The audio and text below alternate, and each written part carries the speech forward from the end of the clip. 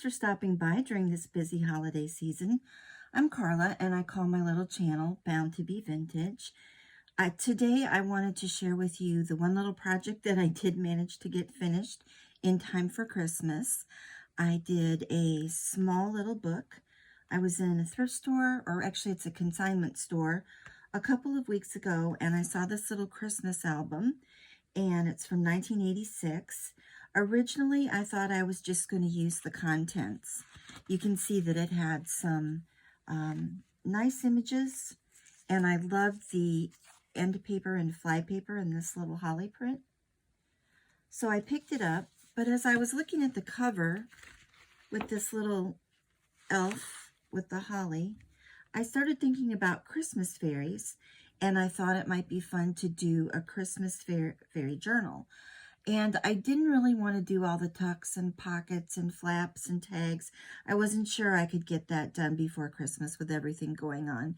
So I decided to just stick to collage, and it's a very small little book, but I thought I'd share it as something a little different. So I've left the album as it is, and I've just added a tie closure, and it's a little tiny doily that looks like a snowflake to me. There's a little button on the spine that has a little leaf print, so that kind of goes with the holly print throughout. And I've just tied it with some vibrant red rayon seam binding.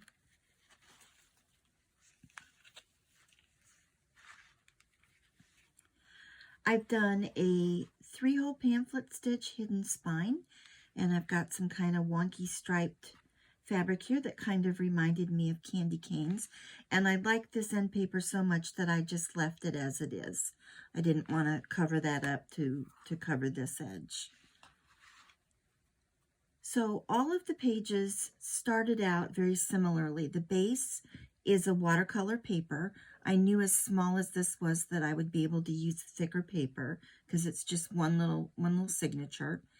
And onto each page, I've taken either vintage music paper or a digital of a ledger page that came from the old design shop on Etsy. And then I've stitched over that either this snow netting that was from Dollar Tree or a very glittery fine tulle mesh that I found out thrifting.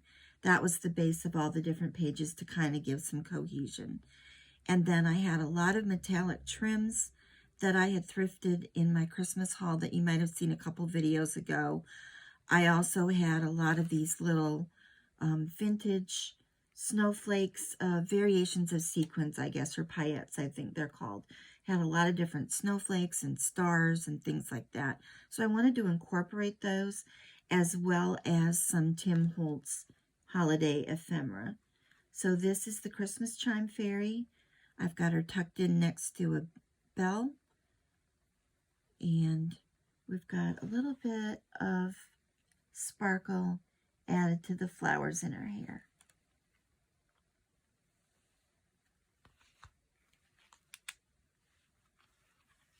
Then I have what would probably be the closest to the Sugar Plum Fairy. She's on the ledger page. And again, some Tim Holtz elements. That gold behind her is a vintage notary seal from Denison. And the candies were punched for some older Martha Stewart scrapbook paper.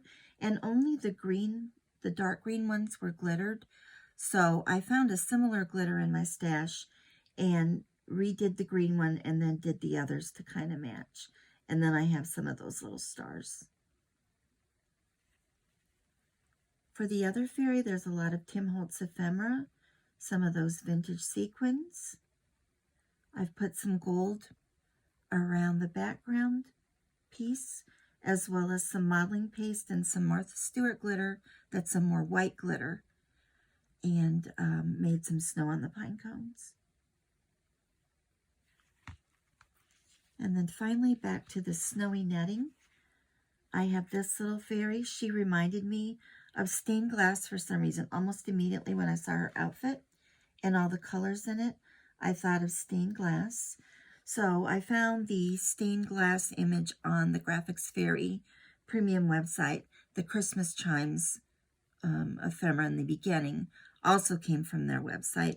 And I really wanted it to look more like a window, and I wanted the texture between her outfit and the window to be different. I tried printing it on transparency film and things like that, and the ink just wouldn't dry. So ultimately I printed it on vellum, and I had some peel and stick laminating sheets that I'd thrifted. So I put that over the window and cut around it, and that gave it a little bit of shine. And whenever I have a figure in my journals, I like their feet to be grounded. So you notice that I have this gold border, so her feet look like they're on something.